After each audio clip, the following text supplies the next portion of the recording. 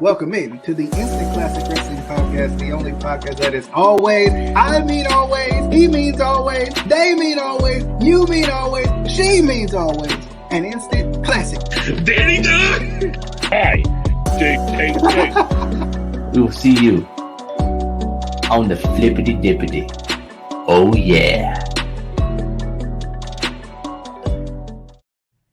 Welcome everybody back to another installment of Juggernaut Retro Reviews, and this is episode number 30 of Juggernaut Retro Reviews, and today I am reviewing WWE The Great American Bash 2007, which I know I'm a little late with doing these the rest of these Great American Bash reviews, but nonetheless, or as Casey likes to say, less than none, I am back here to review the rest of these, because I mean, I haven't reviewed any of the WCW ones, but I'm trying to get all these WWE pay-per-views reviewed up, and I only have like one more great WWE version of the Great American Bash review, which is the 2008 installment, which will be coming out this week.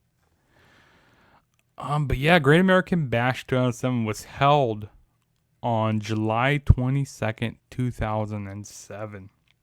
And this was a tri-branded pay-per-view.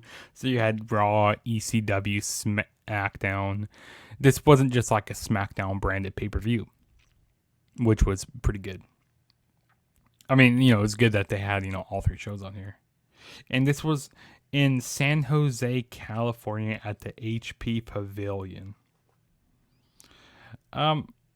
I tell you what, this show was a lot better than the 2004, 2005, 2006 installment of the Great American Bash. Like, this is probably easiest to Great American Bash pay-per-view. Well, I still need to watch 2007. I mean, not 2007, 2008 to make my mind up on which one's the best. But out of those ones I watched, 2007 is like by far the best one. And that's not saying very much, though, because I'll tell you what, when WWE bought the rights to the name of, got the rights to the Great American Bash, they really watered it down. The WWE version is really watered down. It's terrible.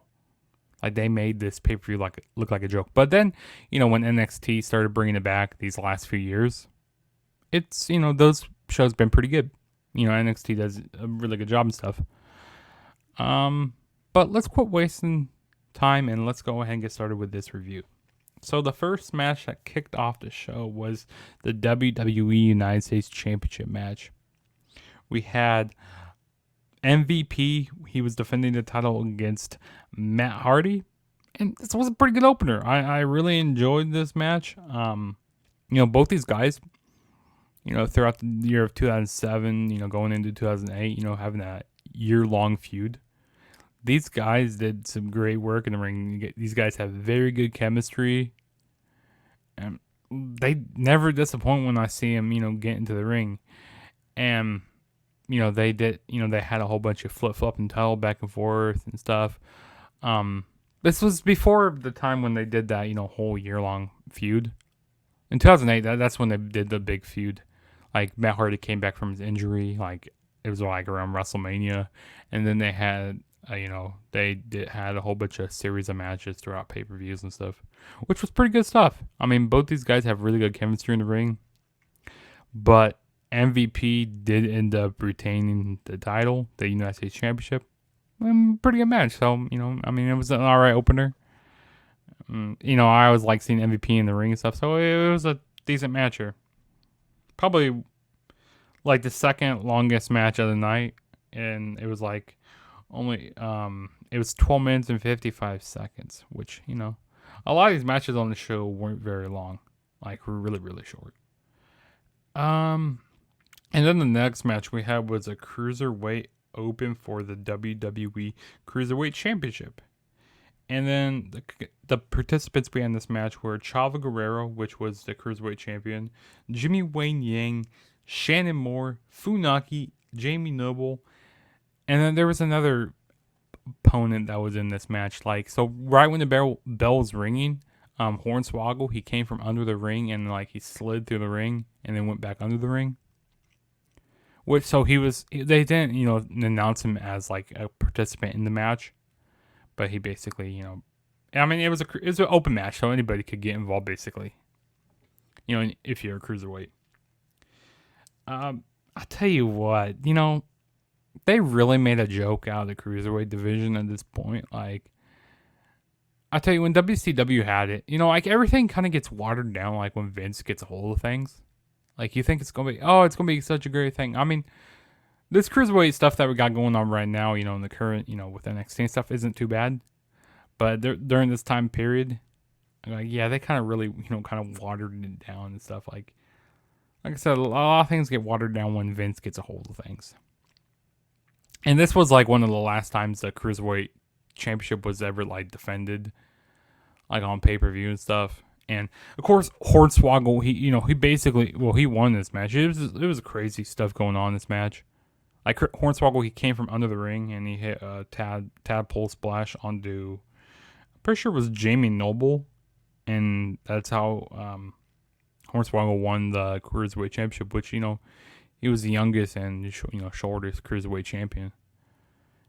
And like I said, it'd be like a few months and then the title, I think in 2008, the title got, they got rid of the Cruiserweight Championship. And of course, now it's the Cruiserweight Championship, it's in NXT, which I really want to see, kind of getting off topic here. I really want to see another Cruiserweight Classic. Like, I'm really surprised we haven't had another Cruiserweight Classic tournament on the network, which I hope we get another one eventually in the future. But this match, I mean, there wasn't really much this match. I mean, we had some good high-flying stuff, some guys hitting their spots, but other than that, this match was kind of forgettable. But yeah, Hornswoggle did become the Cruiserweight champion. And then the next match we had was a Singapore Cane on a pole match. I tell you what, anything on a pole match is just bad. Like, I never really been a big fan of anything on a pole match. But we had Carlito going up against the Sandman. Which, Carlito, I feel like he could have had more potential back in the day. Which, it was pretty cool seeing him come back at the Rumble. He looked really jacked, when he was, returned at the Royal Rumble. Which I thought, hey, maybe he could do a run here, go for a title or something, go try and make a big run. But no, that didn't last very long. So, Carlito, I thought he could have had like a lot of potential.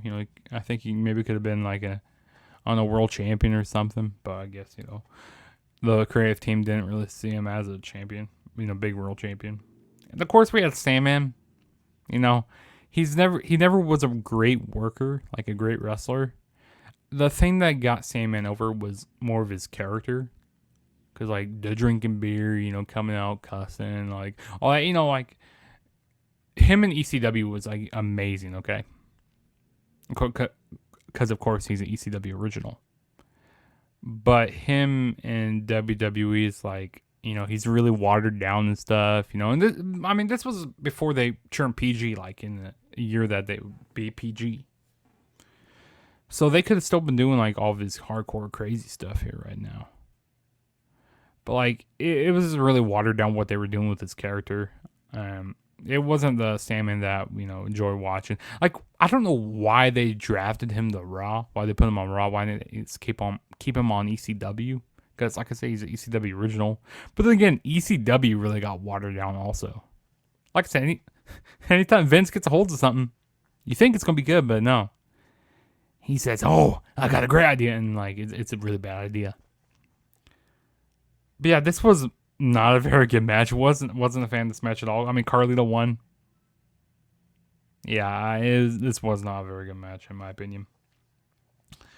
And then the next match we had was the WWE Women's Championship Online, which finally we get a Women's Championship on the line here, because the 04, 05, 06 installments were all brawls and panties matches. Like, don't get me wrong, I like to see, women and stuff, but we don't like today's day and age in WWE. Like, as a wrestling fan, I want to see some good pure wrestling. I don't want to see like women getting stripped down to their clothes. I mean, yeah, for being a male and stuff, yeah, it's cool watching women get stripped down to their bra and panties. But like, have it on every show. Like, I want to see women like actually be athletic in the ring. You know, actually show their skills, not just show their assets. You know. But this was an alright match. I mean, so we had Candice, Michelle, and Melina, and Candice Michelle, you know, she was an alright worker. I mean, she wasn't the greatest, but like she would get better over the time, over the years and stuff. And Candice Michelle ended up winning the match here. So I mean, it was an alright match. I mean, nothing special about the match. Like I said, at least it wasn't a Bra and Bandy's match. But then I kind of spoke too soon because after this match, we had a segment backstage with the Hardy Boys, and then Candice Michelle came back, and you know she poured water over herself. So even though we didn't have like bras and panties, we still saw some sexual stuff going on. You know, her getting all wet. You know, and all the guys, you know, all the male fans probably enjoyed watching. Which I'm not gonna enjoy watching it, but still. I mean, today's day and age in WWE, you know, in the PG era, this stuff won't happen. But yeah, Candice Michelle ended up winning the matchup, and she was a champion going in. She was a women's championship going into it. But yeah, and then the next match we had was the Intercontinental Championship match. Umaga defending the title against Jeff Hardy. Now, every time these guys, you know, get into the ring with each other, they really have some pretty good chemistry.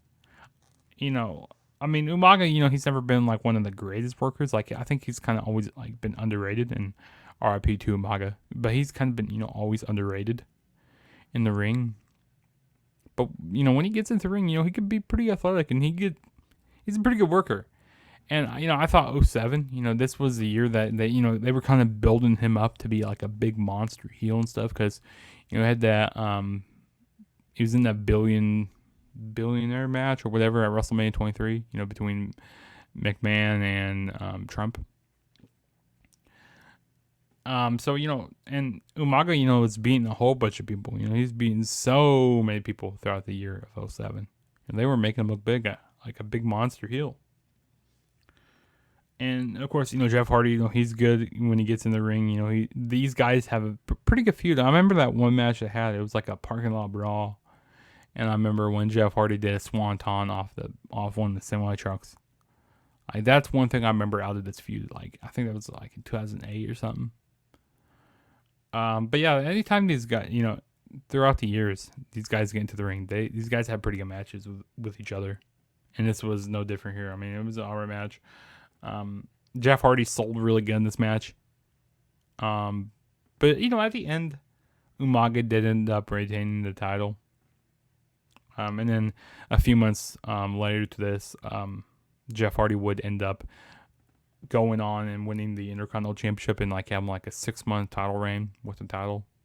So I mean, it was good, but yeah, like I said, these guys have some pretty good chemistry when they get in the ring. And then the next match we had was the ECW Championship on the line. We had the newly branded John Morrison. Like, of course, he was called Johnny Nitro.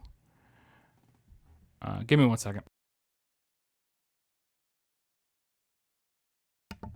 So yeah, we had John Morrison going up against defending the title against CM Punk. You know, so John Morrison was, you know, formerly known as, you know, Johnny Nitro, and he had a new theme song, which it wasn't, you know, the theme song that has the lyrics in it. But you know, I thought this was a pretty good match. You know, they would have some, you know, a pretty good series of matches throughout the summer here, and I need to go back. I need to go watch their SummerSlam match because I'm pretty sure their SummerSlam match was pretty good. But on Punk's documentary, Punk, you know, he shits on these matches because he said, "Oh, yeah, most of these matches are terrible." But then again, you know, Punk is a big critic to himself. You know, he is hard on himself. But I think the reason why he's so hard on himself here is because, you know, maybe some of these matches like were short, which this match was like only got like 8 minutes. A lot of these matches on this show were short, but like, I feel like the reason why he was really hard on himself is because a lot of these matches didn't get the time they deserve. But yeah, I thought this was an alright match. John Morrison did end up retaining the title here, and they had a really good match like on one episode of ECW throughout the I don't know, it was like one random episode of ECW. That's when Punk won the ECW championship. And I need to go check that match out because I remember Punk talking about that on the his Best in the World documentary. So I definitely got to check that out. But yeah, I mean, this was a decent match here. You know, I didn't really have much complaints about it. I just wish it kind of had more time because both these guys are really good in the ring. They have really good chemistry. Both good workers. So I thought this was an alright match. Though. And then the next match we had was a Texas Bull Rope match. We had Randy Orton going up against Dusty Rhodes. Now, you know, Dusty Rhodes, you know, this whole feud was kind of going around, you know, Dusty Rhodes going into the Hall of Fame earlier the year. And, of course, Randy Orton during this time, this was when he was doing the gimmick of the whole legend killer type of gimmick.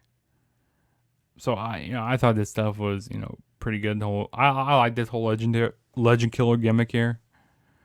And I thought it was fitting to have Dusty Rhodes on this pay-per-view because, you know, the Great American Bash is kind of Dusty Rhodes' baby. You know, he really started it back in the, you know, the 80s when, you know, with WCW. So I think it was fitting to have him on this show here. Because he's the American dream, Dusty Rhodes. He's a hard-working plumbing man, Dusty Rhodes. And RIP to Dusty. Will be missed. But yeah, and, you know, this was like when they were starting to bring Cody Rhodes onto television also. You know, around this feud. Because he was defending his dad and stuff. And then eventually, you know, Cody Rhodes would join Randy Orton. And, you know, of course, Ted DiBiase would join. You know, they would form the Legacy in like late 2008 or something. I can't remember off the top of my head. But yeah, this wasn't a bad match here. You know, Texas Bull Rope match. So, you know, they had a bull rope and, you know, like cowbell. It was good. You know, Randy Orton was doing some pretty good selling for Dusty Rhodes here. I mean, Randy Orton did up winning this match here. I like how he was, you know, utilizing the cowbell, you know, going after Dusty Rhodes' leg. I mean, we had some pretty good sparks, you know, with Dusty Rhodes, you know, kind of getting on fire. You know, the crowd was behind Dusty. You know, doing that bionic elbow, you know, doing all of his flurries of moves. It was cool. I mean, it was a really short match. But yeah, Randy Orton did end up winning the match when he hit Dusty Rhodes in the head with the cowbell and then get the 1, 2, 3. And after the match, Orton was getting ready to go punt Dusty Rhodes in the head. But Cody Rhodes came out and, you know, kind of helped out his father. You know, this was before when the punt was really becoming popular with Randy Orton. Because I think, 2008, you know, that's when the punt was becoming, like, really, really popular. And, like, I think it was, like, Unforgiven, like, 07 or something, where he punts John Cena's dad and stuff. So, and, you know, he was punting legends, you know, left and right and stuff. Because, of course, you know, he's called the Legend Killer. But I kind of enjoyed this gimmick, you know, the whole Legend Killer type of stuff, what he was doing. So, it wasn't bad. But I kind of wish this match had a little more time. But that's just me. And then the next match we had was a triple threat match for the World Heavyweight Championship. We had the Great Khali defending the title against Batista and Kane. Now, Edge was the world champion going into this show here. But, you know, he kind of like suffered an injury. So they made like a big battle royal like on SmackDown. And of course, you know, so Great Khali won that match. And then later on that show, they had Batista and Kane going at it. And the winner of the match would go on to face Great Khali at Great American Bash. But Great Khali came out, beat both of them up. And of course, Teddy Long came out and he says, "Hey, player, you know, I'm going to make you defend the title in a triple threat match. You know, you're going to be defending against one of them, but now you're defending against both of them." So that's how this match became a triple threat. You know, kind of looking at this match on paper, you're like, oh man, this match looks really bad. But this actually wasn't. I mean, despite, you know, Great Khali not being a very good worker, Batista, you know, sometimes he works slow, you know, in matches. Kane, you know, he's all right. But I mean, Batista's all right in the ring also. But like with 3 big men, looking at it, it looks pretty bad. But it actually wasn't too bad. I mean, we saw Kane and Batista, double teaming Great Khali a lot during this match. He had a double choke slam, got Khali through a table. There were some points where they made Khali look weak in this match. Look vulnerable. Looks like he could be beaten. Because like when Khali got choke slammed just by Kane. And then even when Batista did a spine buster, there were times where the Great Khali looked vulnerable. But no, Great Khali did end up retaining the title here. Like I said, it was a decent match, nothing crazy. And we had Batista and Kane going at it a lot during this match. Really slow match though, really slow. But Great Khali pinned Kane for the 1-2-3. But when he hit the Punjabi slam. And of course, what they were setting up to. They were setting up the Great Khali and Batista at SummerSlam. They were really setting up Batista to be a big star on SmackDown. So, yeah. I mean, like I said, this match was better than what I expected. That's all I gotta say. A lot of the show was better than I expected. And then the next match we had was the main event for the WWE Championship. We had John Cena defending the title against Bobby Lashley. And throughout the night on this show, they were doing a whole bunch of video packages, hyping up John Cena, hyping up Bobby Lashley. And of course, they had the main video package here where they hyped up both guys. This was like a big match feel. Because, you had the upcoming star Bobby Lashley, winning that Mania, the Battle of the Billionaires. And then, I'm about to say Batista. And Bobby Lashley, he was beating up so many, he's winning so many matches and stuff. And, he was a face at this time. And, of course, Cena, he was on top for like a couple years now. But people were saying, oh, Cena can't wrestle. And, he was trying to show them doubters wrong that he can wrestle and stuff. But, Cena was doing all right here. I mean, it was a all right match. No, nothing crazy happened in this match. I mean, it was a typical Cena match. But there were times when I thought Bobby Lashley could win the title and stuff. And there were some fans that were anxious, to see. They wanted to see Bobby Lashley, because they saw Cena hold the title for so long. They want to see somebody new get the title.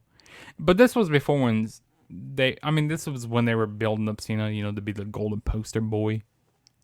Bring out that golden shovel to beat everybody. But some people were ready to see Cena lose the title and see a new face actually get the title, like Bobby Lashley, because like I said, they were building him up to be really strong. But no, Cena did end up retaining the WWE Championship here. Like I said, it was an alright match. Hit the FU off the top rope, or as of now, it's called the AA. Hit the FU. And then got the 1-2-3. And then after the match, they both shook hands. Cena celebrating. That's how the show ended. And, what's unfortunate about this is, Bobby Lashley, I think it was like maybe on the next night of Raw where he got injured, which was unfortunate because, they were making him to be like a big time star. And it wasn't on SmackDown or like ECW. No, it was on the main show Raw at the time. So they were trying to make him look really, Bobby Lashley look really big. But then, he got injured, and then I think then he got released from the company. And then eventually, he would go over to TNA in like 2009. And he had a pretty good run over there in TNA. I liked his run over there. And then finally, they brought him back here in the WWE.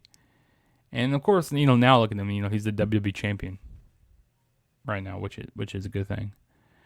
So yeah, which is crazy, looking at Bobby Lashley now, and then looking at him back then, and looking at him now.